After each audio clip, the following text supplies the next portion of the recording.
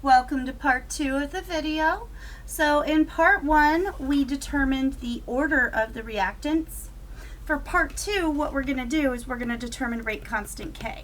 So we've already determined the order of the constants, which was 2, or the order of the reactants, which was 2 and 1. Now we need to find K. This step's a little easier actually, to be honest. One little side note. What would I call the order of the reaction?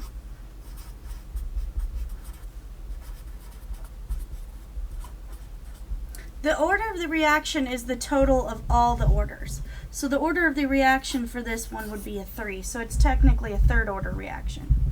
So that's just a little fun thing that I may ask, or somebody else may ask, for fun, because that's what we're here for. That's all we do.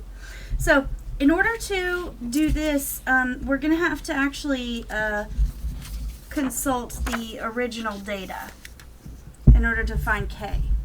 So all you do is, if we know this constant, if we look at any of these experiments, we can see a concentration for ClO2, we can see a concentration for OH, and we can actually get a rate. So we would know the rate, concentration. This would be our only unknown. So once you have the orders of each reactant, we can now very easily plug in this, and get K. So let's pick 2 for fun. Why don't we do 2? So we're going to use experiment 2 data. So according to experiment 2, the rate is 0.00276, and we're going to have to keep our units aligned in order to find the proper unit for K, which is a little bit difficult for some people, I've found. So the unit is molarity per second. That equals the elusive K, lowercase. And in experiment number 2, our concentration of ClO2 is 0.020, and that's going to be to the power of 2. And it's going to be the concentration of OH, which is 0.030, just by itself.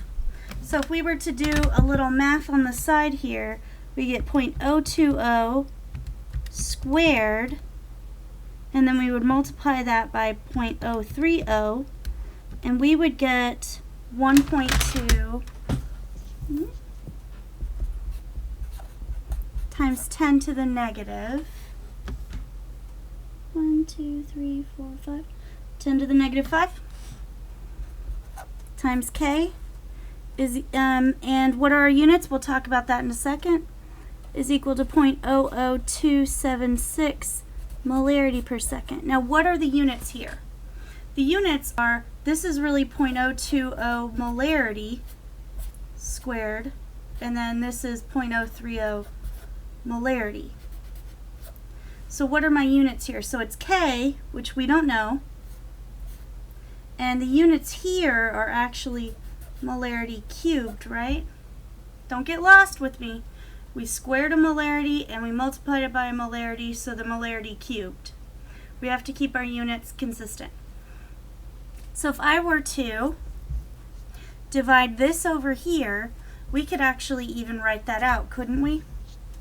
Physically, for people who are a little more visual, 0.00276 molarity per second. Isn't that what molarity per second means?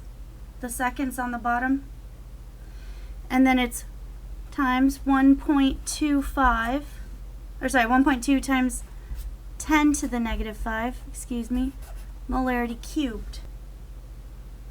We're dividing this and this, we're putting them over here underneath that in order to get K by itself. So we found K. So numerically, that's easier said than done, or that's easier part, right? It's just 0.00276 divided by, so we get 230.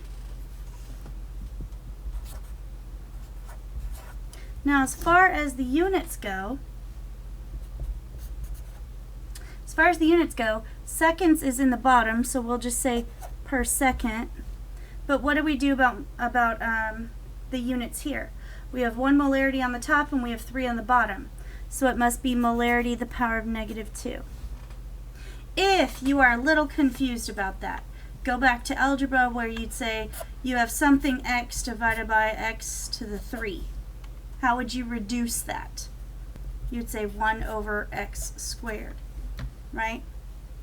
If you had x to the 4th divided by x squared, how would you reduce that? You divide these two x's into this and you would say x squared. It's the same thing over here, but with a capital M instead of an x. So we divided 3 molarities, molarity cubed. We divided that into 1 molarity, and you get molarity to the power of -2. So K is equal to 230 molarity to the power of -2 seconds to the power of -1.